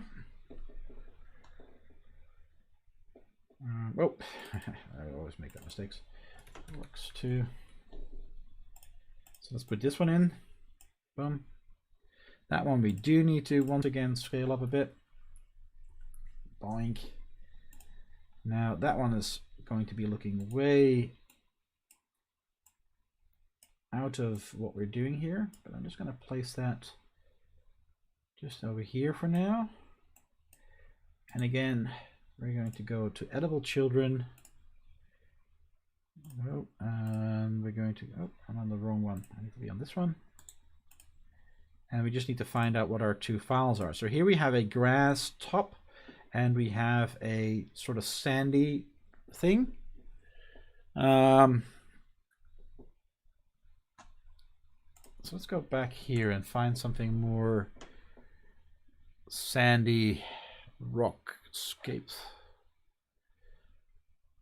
I think I'm gonna go for that, just as a just to get a little bit of variation in the color in our background scene.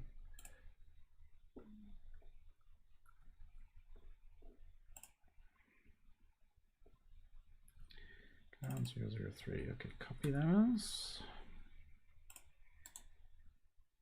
For ground 3. There we go. Oops. All right, I have to wait until it re-imports them again.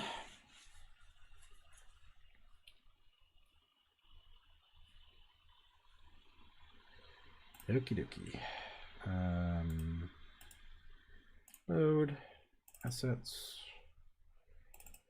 ground color, and I'm just going to basically be using exactly the same settings. So we're going to do triplanar UV mapping again.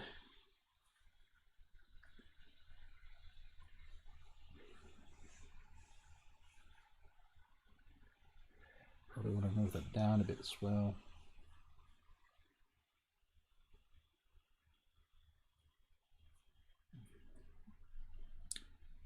Yeah, I know I can use just a mesh, but the fact that we have the GLTF structure doesn't actually add much overhead. It's just when we have very small objects that we want to place into the world like a couple of hundred times, it makes sense to just use the mesh in a what you call it, in a multi-mesh node, so that you can just render the same mesh a whole bundle of times.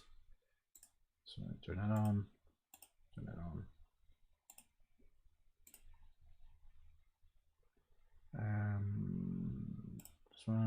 This one.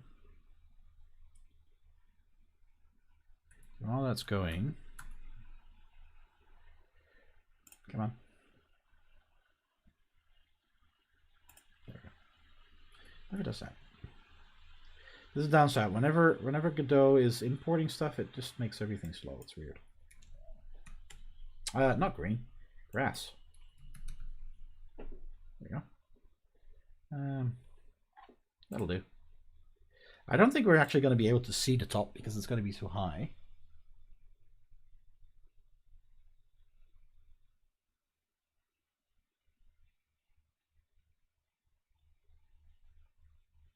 Yeah, so with materials, it's very important to know that because I'm using GLTF as my object type, GLTF by default in its import settings has got a setting here. Where are you? Am I looking over it? Hold on, let's make that a bit bigger so I see a little bit more of it. Where's my materials import settings? Here, materials, mesh, keep on re-import. So the first time the material is imported, it creates a material file. but if it re-imports the GLTF file, it actually doesn't overwrite the material files. So it is no problem for me to go and change the materials because the materials are saved in separate files. So we can see in here that we have our, here's our lease material, and there's our grass material that we're going to be updating in a minute. Once those files are created, I can edit them without worrying about Godot overwriting those files. This is one of the things that why I really like using the GLTF format. It does the same with DAE as well. It just doesn't do it with object files. With object files, the materials are embedded within the imported data, and they indeed get overwritten every time that you import again.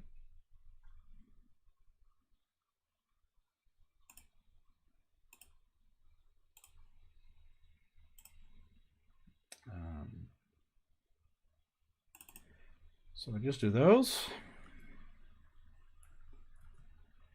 Let's see, did we download our grass? Come on. All right, because it's importing again.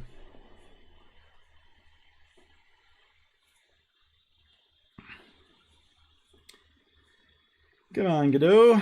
There we go. Oh, ground 37. Okay. I was actually expecting that to be called differently.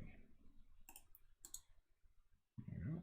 4, ground 37.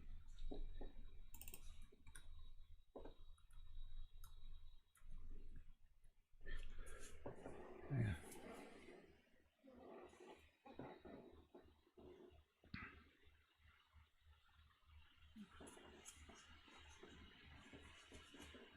All right. So let's go and change our grass file. Same thing again. Oh, that's what I forgot on the other one. We have to change that in a minute. Assets 37. There we go. We've got to change the color of the material to white so that it properly mixes it with the with our texture.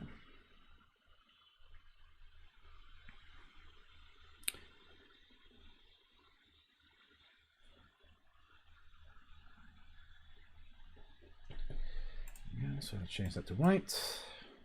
There we go. Let's set this up first, and then we go back to the other material to fix up the color balance of that one. Normal map.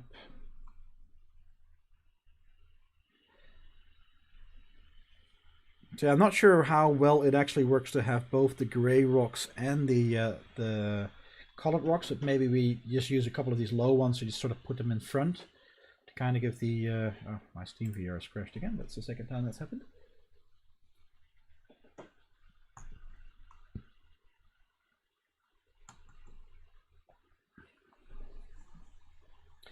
But yeah, we'll just move a couple of in a minute. I just missed that.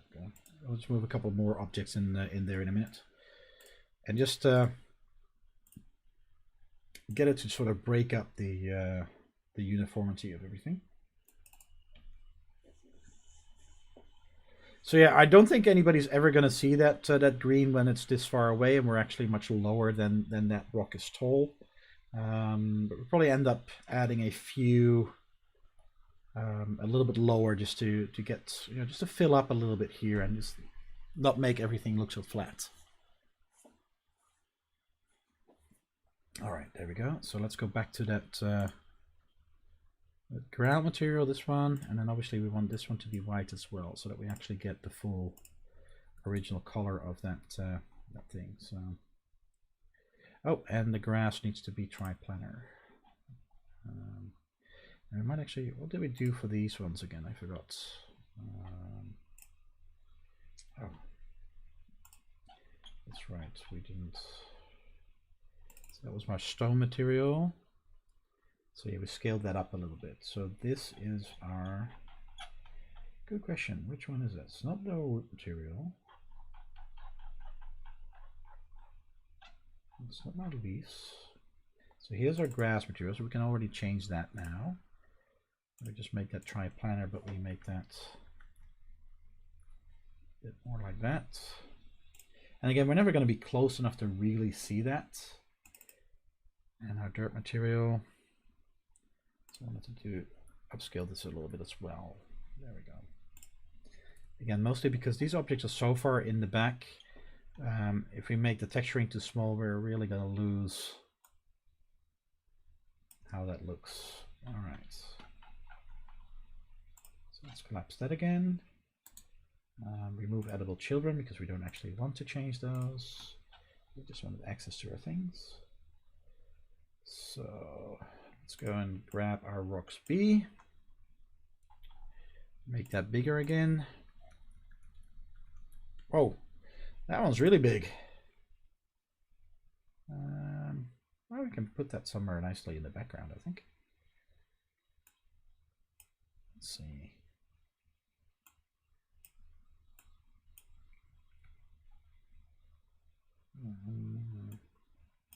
See if I can slot that in here a little bit. I actually want that to sink into the ground as well, just to get a little bit more like this, so that we really get our colored ones a little lower than our rock ones.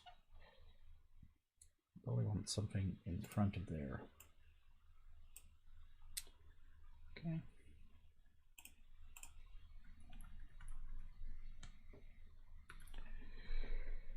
Okay.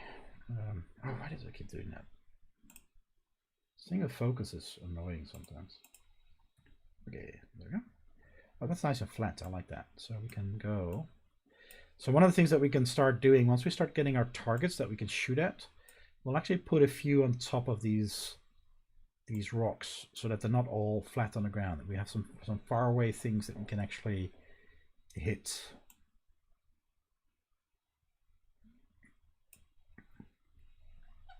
Yeah, that's pretty cool.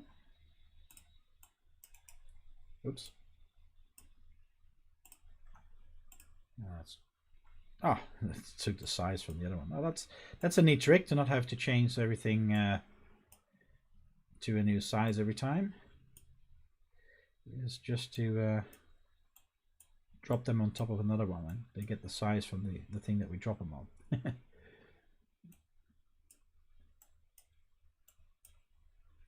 All right, so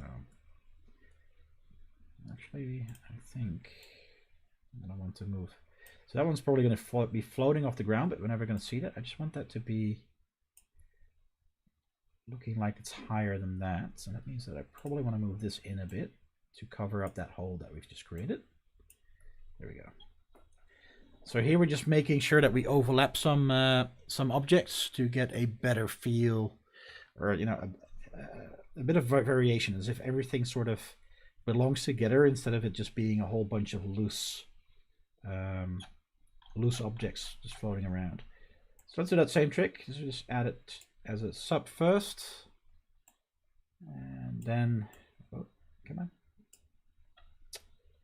Why I want it to do that. There we go. So is that now done the same thing? Yeah, it's applied our scaling right away. Doesn't seem to have done much though. Oh, because it's too low. That was a much lower rock. Okay. Let's move that over here. Oh, I actually kind of like slotting it in like that. That's kind of cool. A little bit lower. I don't actually like that that bridge thingy, I think. So I want to have it like that. So I actually want to fill up these holes here. So let's see if we can do that with this one. Oh, I forgot to make that a child of a different one. So now we have to scale it manually again. There we go. That'll work. So let's go and lower that. Definitely quite a bit. And I want to slot that in. Really make that overlap a little bit like this.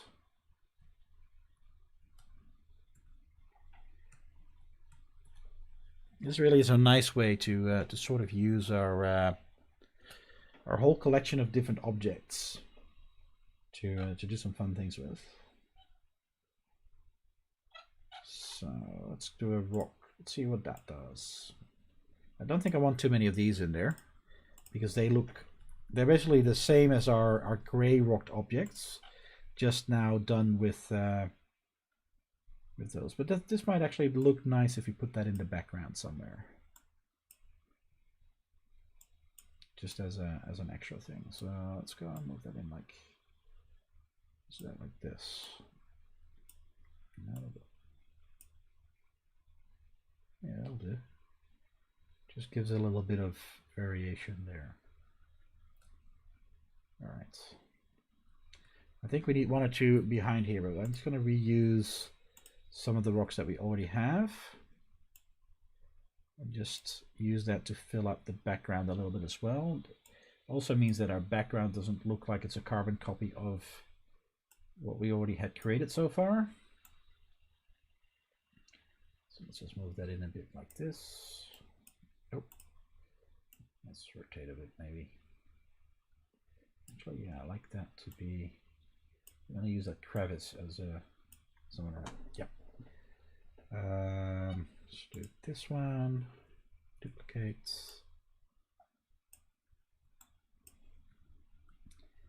Same deal. We're going to rotate that so that we've got our little gap facing our camera, or our player, I should say.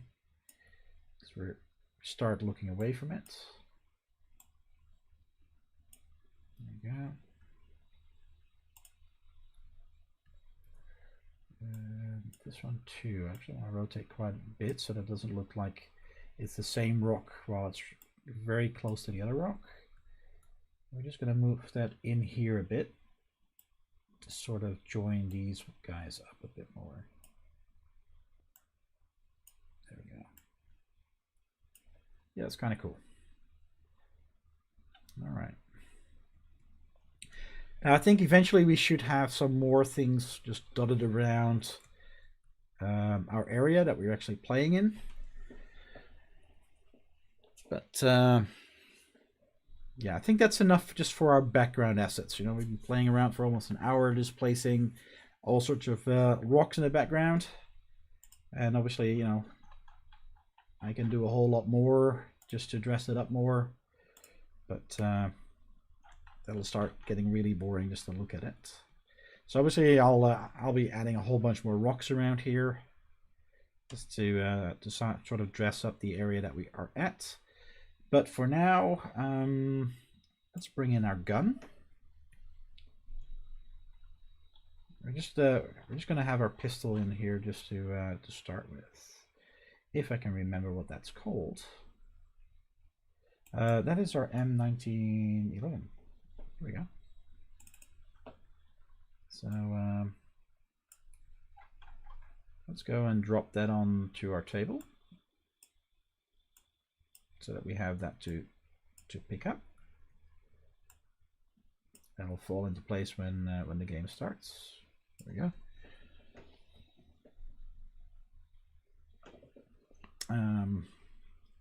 Probably want a few magazines. Should I do that as a table? I think I need to put that in a separate spatial. I think that makes more sense. I think we're also about time to get rid of our world thing, because that obviously gets loaded because we've assigned that there. So I don't want that double entry there. I'm going to put our gun over there. That's cool. We need our magazine so that we can reload something. Now obviously the idea is once I start implementing doing the actual tutorial that I'm preparing this for, is that we're going to replace these with other objects. Here we go. Some magazines that we can reload our gun with. And let's, just for fun, let's bring in our target as well. And then of course I want to make a different target for this. But for now we're just going to reuse the target that we have. Now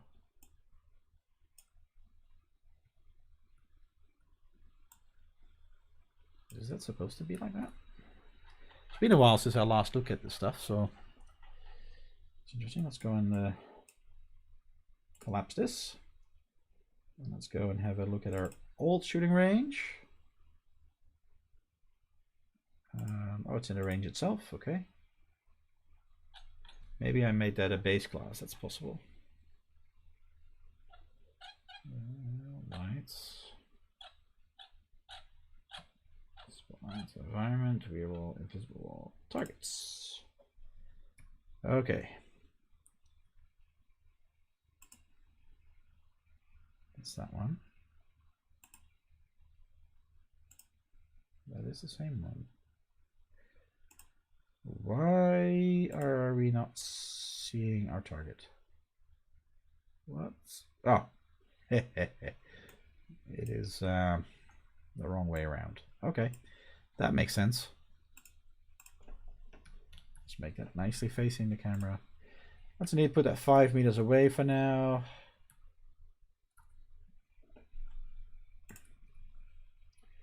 How is that compared to... Probably want that a little bit further away. Over there. And a bit to the side. Just to have something that we can try to shoot at. Let's see if that will run. Why does it keep doing that? I'm just going to check this off for a sec.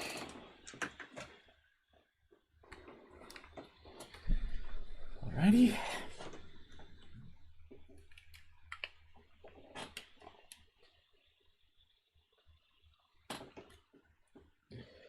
Everything falls down because we forgot to set the collision shape properly on our table. All right, let's do that first.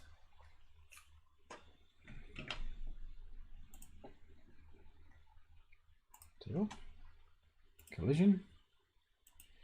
That needs to be in our environment layer. All right, let's try this again.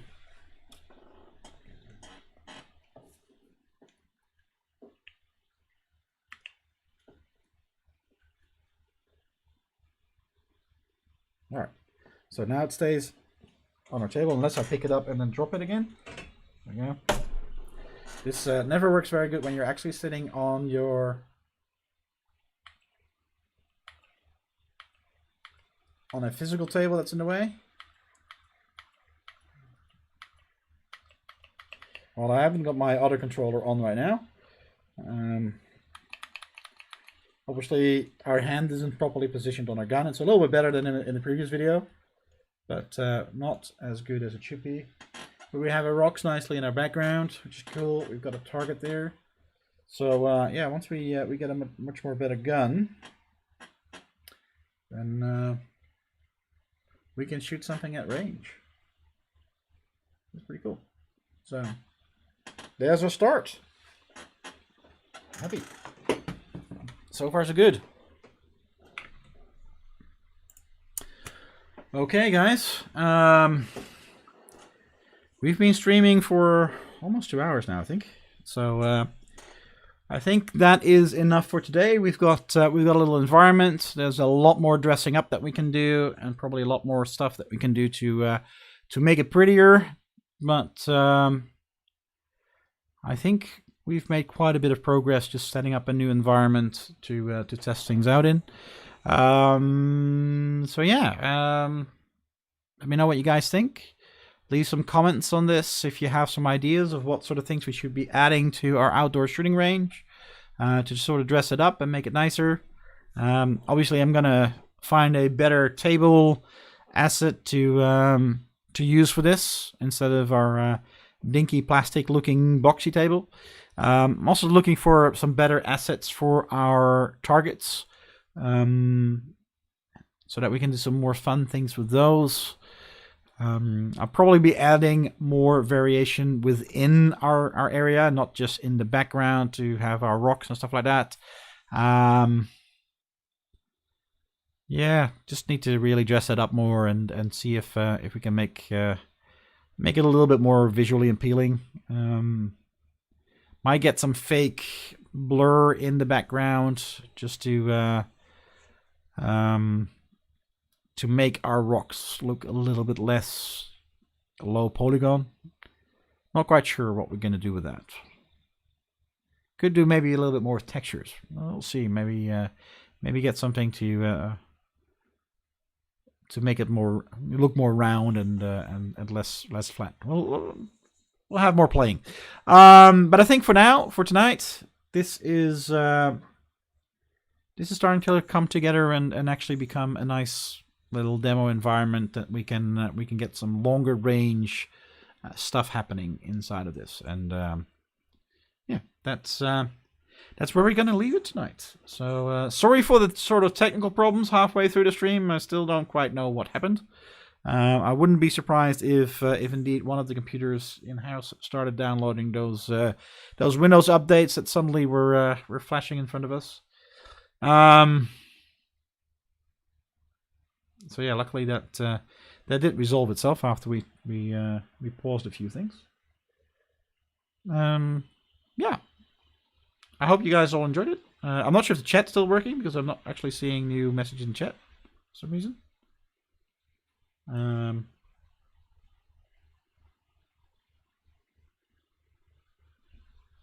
But yeah, thank you very much, all of you, and catch you guys next time. Bye. Oh, let me go away.